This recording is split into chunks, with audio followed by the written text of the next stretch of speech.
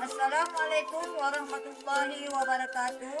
Perkenalkan, nama saya Juwita, mahasiswa PTG dalam jabatan dengan program Unified Pendidikan Agama Islam Angkatan 3 tahun 2025 di LPTK Universitas Islam Negeri Al-Ghaniri Banda Aceh pada hari ini Selasa 7 Oktober 2025. Saya akan melaksanakan uji kinerja yang akan saya laksanakan secara luring Sekolah Dasar Negeri Kapaucat, Kabupaten Pidi, Provinsi Aceh.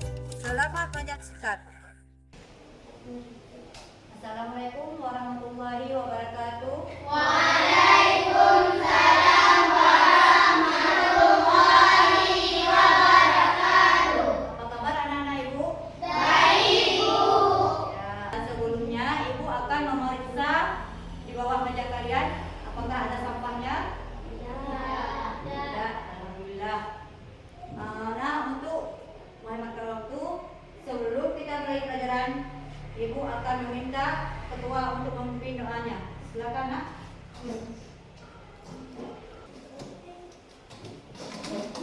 Jadi, Nak.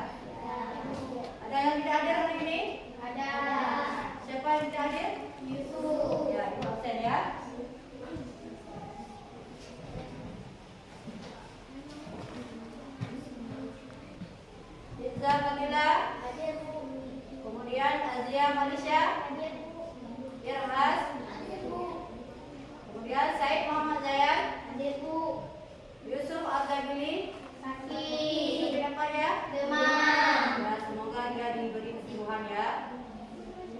Muhammad Al-Zahidi, Safa Sofia, Raisa Zakira Fatin, Fitria Miska, Zakira Zahra Syifa, Lydia, Ajerna. Ya, baiklah. Apakah kalian sudah siap untuk belajar hari ini? Siap. Ya, baiklah, Ibu akan memeriksa meja kalian. Kalian ada bawa buku semuanya? Ada. Ya. Coba Nak, keluarkan bukunya masing-masing.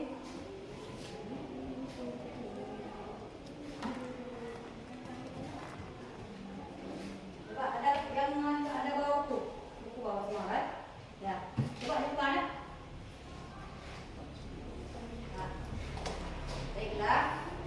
Sebelum kita mulai ke pokok materi pada hari ini, Ibu akan mengulangi sedikit materi yang kemarin. Masih ingatkah kalian tentang materi apa yang Ibu kasih kemarin? Masih. Ya, tentang apa Nak? Rukun iman. Ya, bagus. Kalian ada belajar. Apa saja rukun iman Nak? 1. Percaya kepada Allah. 2. Percaya kepada malaikat. 3. Percaya kepada kitab. 4. Percaya kepada Rasul. 5. Percaya kepada hari kiamat. 6. Percaya kepada qadar dan qadar. Baiklah, Ibu akan melanjutkan ke materi pokok hari ini dengan berjudul Kisah Keteladanan Nabi Ibrahim. Nah, untuk mengetahui kisah keteladanan Nabi Ibrahim, kita akan membahas satu ya anak ya, satu persatu. Setelah mengikuti proses pembelajaran, peserta didik dapat menganalisis dari kisah keteladanan Nabi Ibrahim alaihissalam dengan benar. 2. Setelah mengikuti proses pembelajaran, peserta didik dapat menganalisis sikap sabar dari kisah keteladanan Nabi Ibrahim. 3. Setelah mengikuti proses pembelajaran, peserta didik dapat menganalisis hikmah dari kisah keteladanan Nabi Ibrahim alaihissalam. 4. Setelah mengamati materi ajar dan kegiatan diskusi, peserta didik dapat mendemonstrasi cerita tentang kisah singkat keteladanan Nabi Ibrahim. Apakah sudah paham semuanya tentang pembelajaran pada hari ini? Sudah. Baiklah. Sebelum Ibu melanjutkan kegiatan inti, sebaiknya kita breaking dulu ya nak? Ya. Tepuk 1. Yes. Tepuk 2. Oke. Tepuk 3. Semangat. Tepuk 4. Konsentrasi. Tepuk 5. Siap belajar. Tepuk fokus. Melihat. Mendengar. Mengingat. Fokus. Ya, bagus. Sekarang Ibu akan membahas tentang sedikit pemahaman tentang kisah keteladanan Nabi Ibrahim. Untuk lebih jelas, kalian nonton video ini ya nak ya.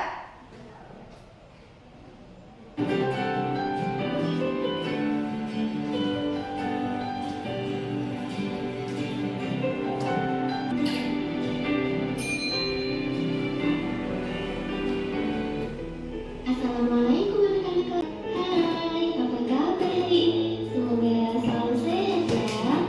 Hari ini kembali lagi seperti biasa kita akan belajar tentang PABB, pendidikan agama dan budaya tertentu.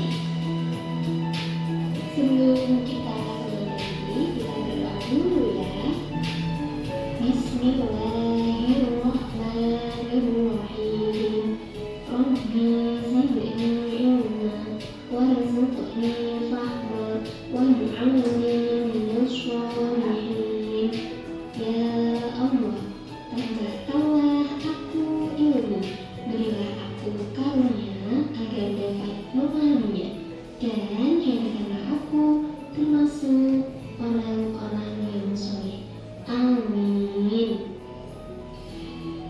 Baik anak-anak, materi kita hari ini yaitu pelajaran ke-12 tentang kisah teladan Nabi Ibrahim alaihissalam dan Nabi Ismail alaihissalam. Nah, tujuan pembelajaran kita hari ini itu yang pertama, memahami kisah keteladanan Nabi Ibrahim. Kemudian yang kedua, menyebutkan keteladanan Nabi Ibrahim. Dan yang terakhir, menceritakan keteladanan Nabi Ibrahim alaihissalam. Baik anak-anak, kita masuk ke materi yang pertama, yaitu kisah tentang kelahiran Nabi Ibrahim. Nah, jadi Nabi Ibrahim lahir di Babilonia. Sekarang ini dinamakan negara Irak ya. Negeri kaya raya yang dipimpin oleh Raja Zolim. Zolim ini berarti raja ini tuh kejam dan jahat ya anak-anak. Bernama Raja Namrud.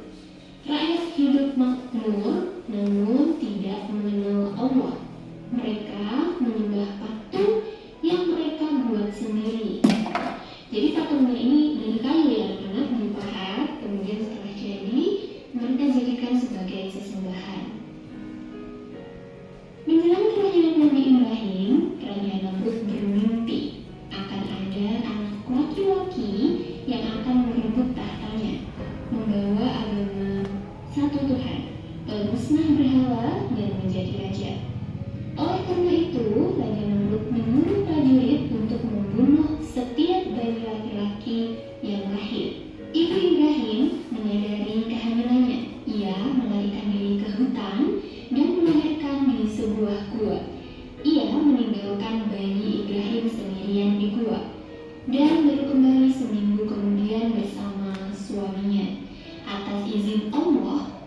Ibrahim masih hidup dengan menghisap jari jemarinya yang mengeluarkan susu.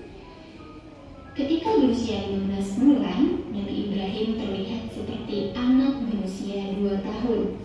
Maka orang tuanya berani membawanya pulang ke rumah. Kemudian lanjut tentang kehidupan Nabi Ibrahim. Nabi Ibrahim sejak kecil hidup di lingkungan yang penuh kemusyrikan dan kekufuran. Kemusyrikan itu bagaimana, Bu? Kemusyrikan itu masyarakatnya di lingkungan tersebut mereka tidak menyembah Allah, tapi mereka menyembah Tuhan selain Allah, dan yang disembah ketika itu adalah berupa patung, ya. Kemudian kekufuran itu adalah tidak mempercayai adanya Allah Subhanahu wa Ta'ala sebagai Tuhan. Ayah yang tidak seiman dengannya. Ayah Ibrahim ahli dalam memahat patung. Patung-patung ini dijual kepada penduduk Babilonia. Patung-patung itulah yang kemudian dijadikan sesembahan. Ayah Ibrahim menyuruh Ibrahim untuk menjual patung-patung itu. Tetapi berkat bimbingan Allah Subhanahu wa Ta'ala, Ibrahim dengan halus menolak perintah ayahnya. Menurut Ibrahim, kebiasaan penduduk Babilonia termasuk ayahnya keliru. Satu-satunya cara menyadarkan penduduk Babilonia kembali ke jalan yang benar adalah menyadarkan atas kelemahan patung sebagai sesembahan. Hanya Allah Subhanahu wa Ta'ala yang Maha Esa dan Maha Kuasa berhak disembah. Kemudian kisah selanjutnya, Nabi Ibrahim mencari Tuhan. Nah, ketika itu Nabi Ibrahim itu belum tahu anak-anak siapa Tuhannya. Kalau kita tahu Tuhan kita itu adalah Allah, itu dari orang tua kita, dari guru-guru kita. Sementara ketika itu Nabi Ibrahim itu adalah berdasarkan pemikirannya. Nabi Ibrahim berpikir bahwa yang disembah oleh orang tuanya, oleh masyarakat di sekitarnya itu bukanlah Tuhan. Nah, jadi ceritanya begini. Masyarakat Babilonia sudah lama sebagai penyembah bintang-bintang dan patung-patung. Ibrahim terus berusaha mencari kebenaran agama yang dianut oleh keluarganya. Menurut 4, penduduk Babilonia tidak mengenal Allah Subhanahu wa Ta'ala, tetapi menyembah patung. Nah, patung-patung yang dibuat sendiri, ya, anak-anak.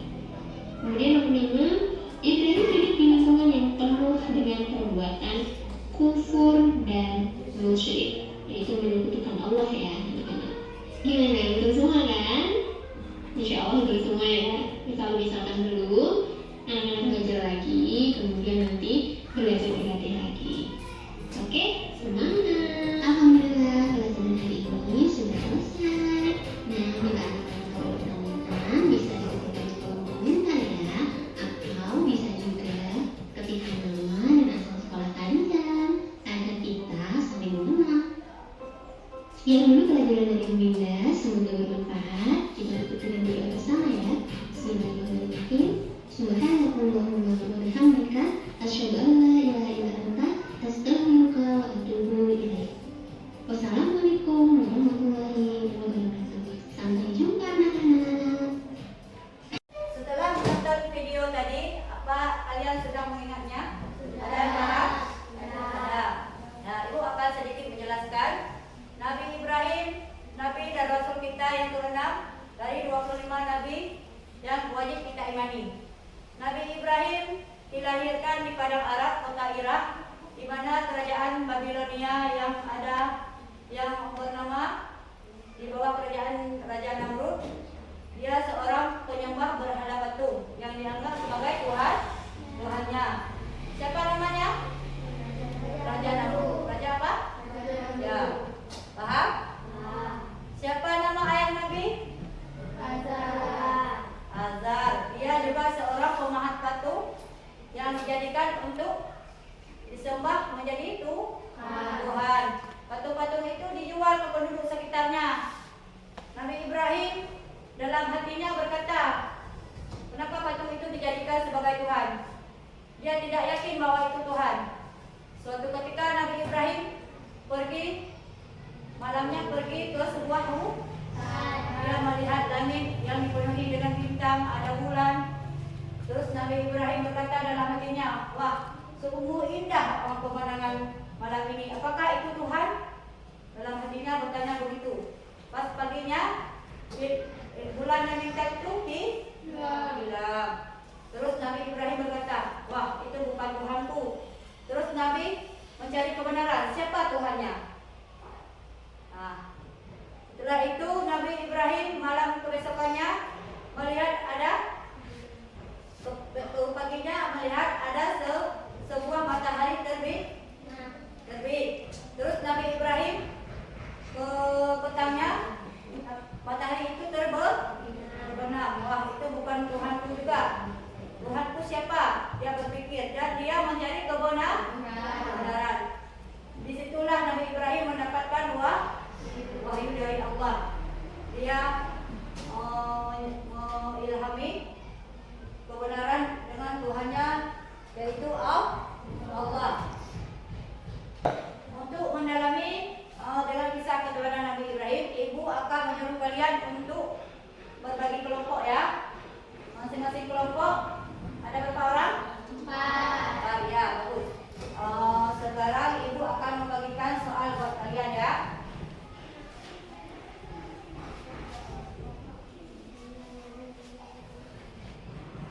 Nah, ibu kasih buat ketua ya. Siapa nanti ketuanya? Ya, tolong dijawab ya.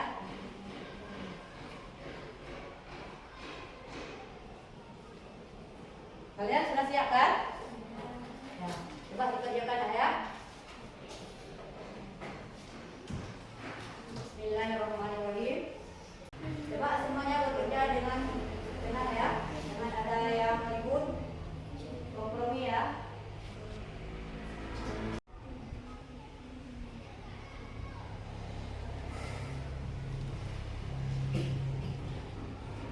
Yang lain, jangan dulu kasih jawaban buat teman ya.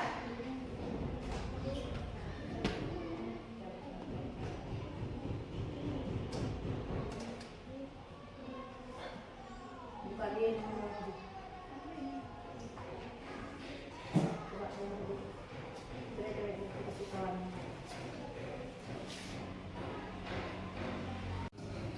Ya.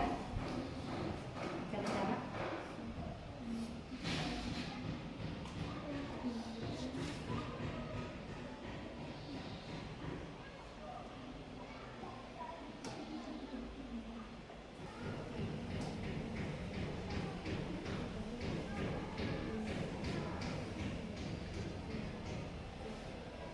Nanti bawahnya ya.